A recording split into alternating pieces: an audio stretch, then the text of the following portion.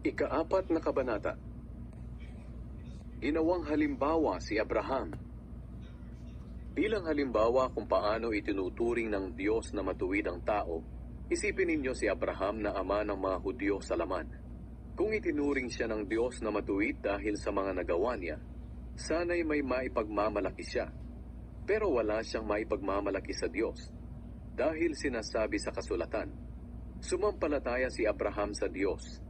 At dahil dito'y itinuring siyang matuwid ng Diyos. Ang ibinibigay sa isang taong nagtatrabaho ay hindi kaloob, kundi bayad. Pero itinuring tayong matuwid ng Diyos sa kabila ng ating mga kasalanan. Hindi dahil sa ating mabubuting gawa, kundi dahil sa pananampalataya natin sa Kanya. Ito ang ibig sabihin ni Haring David nang banggitin niya ang pagiging mapalad ng mga taong itinuring na matuwid ng Diyos, hindi dahil sa kanilang mabubuting gawa. Ang sinabi niya, mapalad ang taong pinatawad at kinalimutan na ng Diyos ang kanyang kasalanan. Mapalad ang tao kapag hindi na ibibilang ng Panginoon laban sa kanya ang kanyang mga kasalanan. Ang mga sinabing ito ni Haring David ay hindi lang para sa mga Hudyo, kundi pati na rin sa mga hindi Hudyo. Alam natin ito dahil binanggit na namin na itinuring ng Diyos na matuwid si Abraham dahil sa kanyang pananampalataya. Kailan ba siya itinuring na matuwid? Hindi ba't noong hindi pa siya tuli?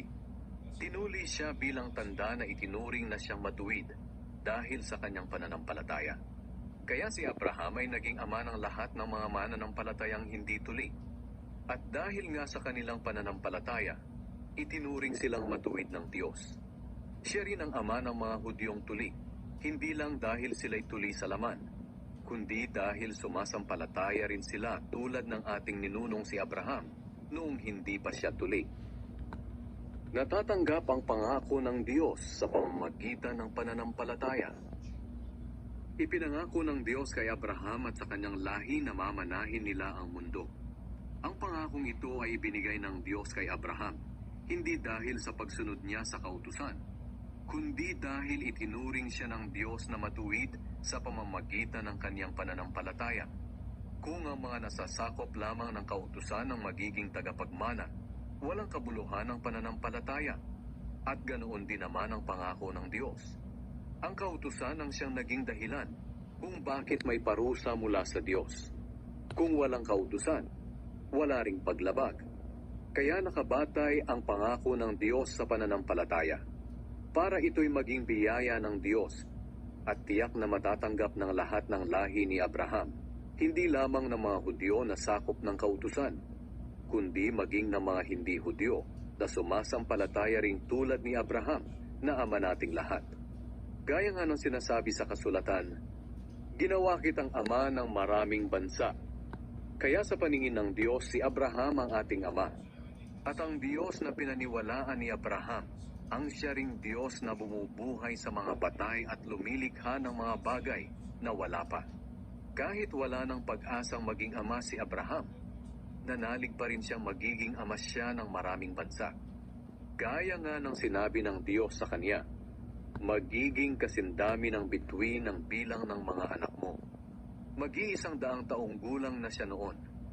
Alam niyang matanda na siya at mahina na ang katawan. Alam din niyang si Sarah ay baog at hindi maaaring magkaanak. Ganoon pa man, hindi nang hina ang kanyang pananampalataya. Hindi siya nag-alinlangan sa pangako ng Diyos, kundi lalo pang tumibay ang kanyang pananampalataya. Pinapurihan niya ang Diyos dahil lubos siyang umasa na tutuparin ng Diyos ang kanyang pangako.